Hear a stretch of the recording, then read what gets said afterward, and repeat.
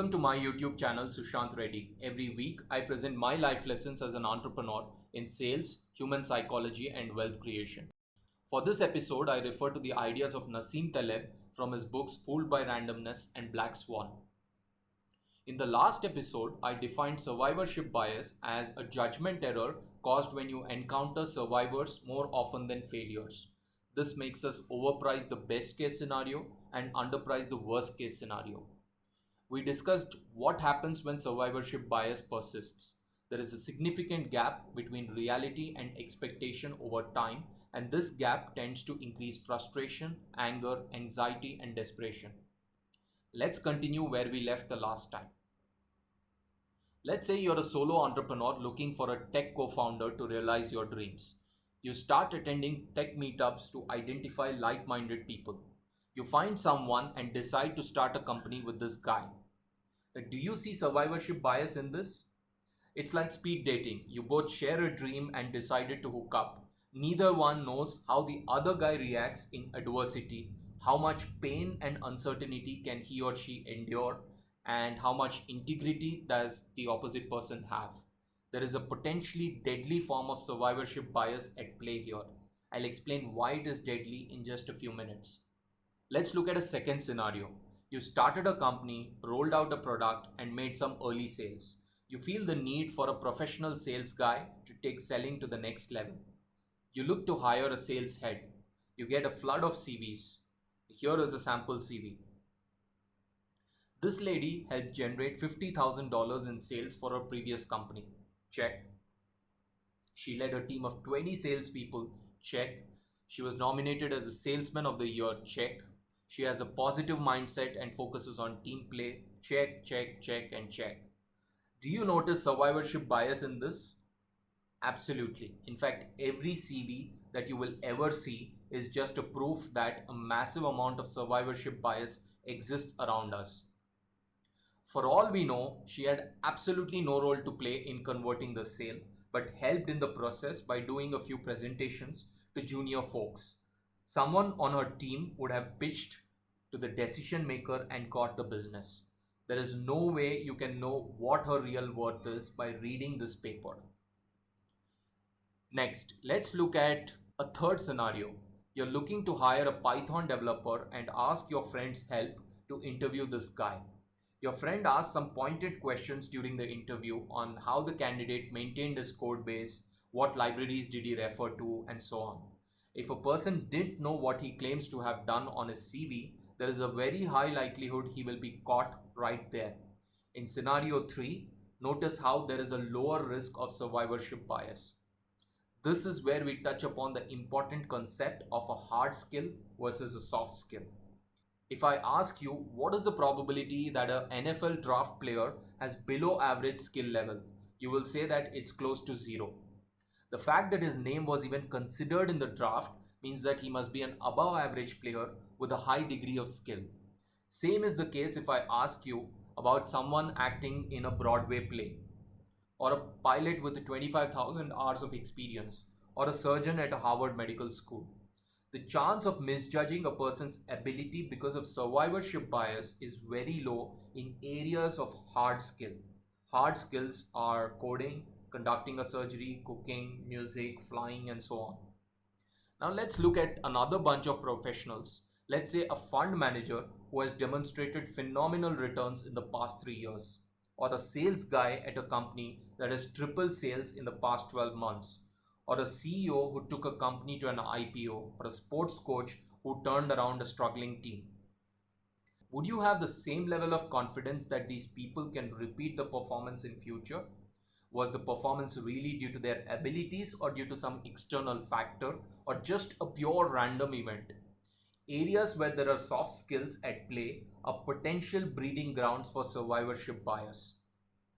If we plot the years of experience on x-axis and the chance of survivorship bias on the y-axis, you will see that as the years of experience increase, a person with hard skills is less likely to demonstrate survivorship bias. We can predict outcomes with a high degree of confidence in such cases. Now let's look at soft skills. As years of experience increase, a person with soft skills can demonstrate a higher risk of survivorship bias. So, a gray hair advisor who has advised a lot of successful companies and demands a hefty retainer could be a possible outcome of survivorship bias. You possibly end up hiring a white elephant who talks big but delivers nothing on the ground. I'll talk about how to mitigate this risk in a few minutes. Why does this happen? If we go back to our first lesson in risk and probability, you will notice that outcomes delivered by people with soft skills tend to have much fatter tails than those delivered by people with hard skills. Whenever tail becomes fatter, the risk of worst case scenario increases and tendency of ignoring worst case and overestimating best case becomes very high. An outcome is a function of many variables. A hard skill is like a solid shell that wraps around these variables and controls the outcome with a high degree of likelihood. A soft skill, on the other hand, is like a porous shell and outcomes are controlled by variables outside of the shell. Soft skill person tends to believe that he is controlling the outcome by influencing variables under his control, i.e., within the porous boundary. The reality could just be that during the period of observation, outside variables did not adversely impact the outcome, but that's no guarantee that he can deliver similar performance in future. Another important point is that not all risks due to survivorship bias are the same. Some risks lead to a total ruin, while some risks lead to a setback that we can recover from. In our previous example, risk of choosing a wrong co-founder is bigger than the risk of choosing a wrong sales head. Choosing a wrong co-founder can fundamentally damage the prospects of success. We need to be extra careful to mitigate survivorship bias when the risk of ruin is high. That takes us to the next topic. Why does survivorship bias exist in the first place? I attribute it to two reasons. First one is the network effect of success, and the second is our inability to understand randomness. Let's look at the first effect.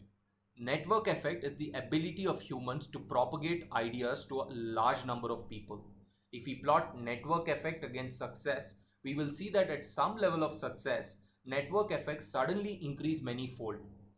Be it word of mouth or public relations or advertisements, people will come to know about the success sooner rather than later.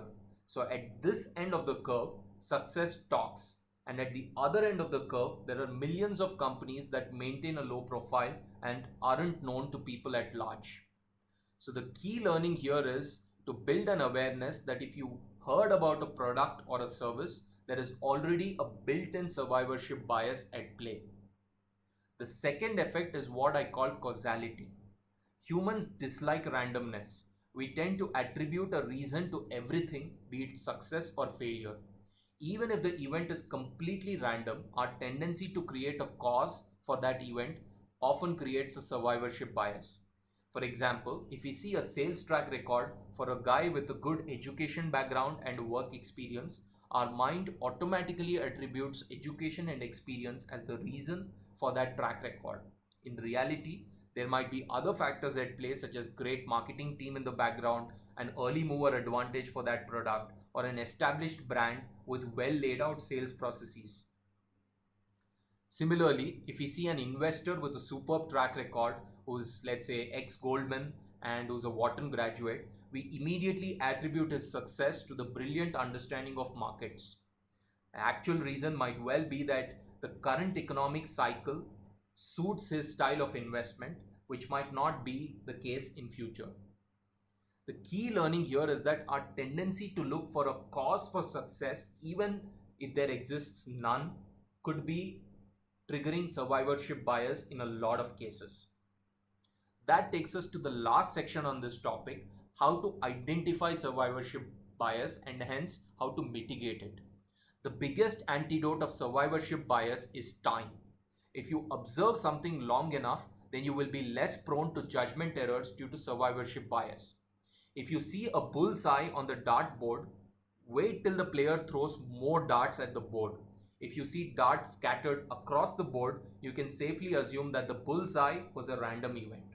Media as an organization dislikes regular mundane events and is on a constant lookout for extraordinary events. Reduce the intake of media and survivorship bias automatically reduces to a large extent. Instead, rely more on primary sources such as friends and family, industry experts, word of mouth, and your own research and experiences for gathering information.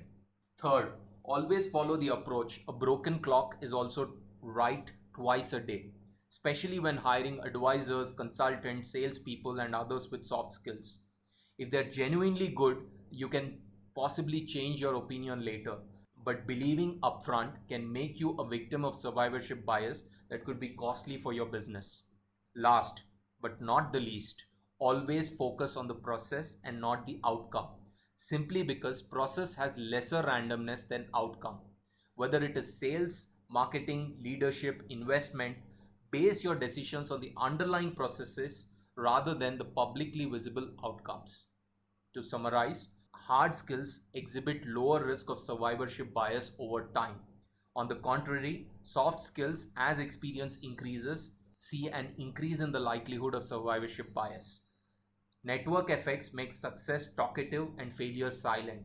Third, humans aren't comfortable with randomness. We tend to attribute a cost to success even if there exists none. Time is the biggest antidote to survivorship bias. Invest time and observe as many outcomes as possible before deciding the future course of action. Last, discount what you see and hear in media.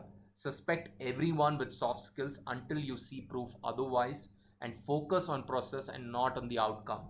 Follow these and you should be able to filter a large percentage of survivorship bias that exists across the world. Thanks for watching. For weekly videos, you can subscribe to my channel or to my newsletter on sushantreddy.com. Until next time, stay safe and goodbye.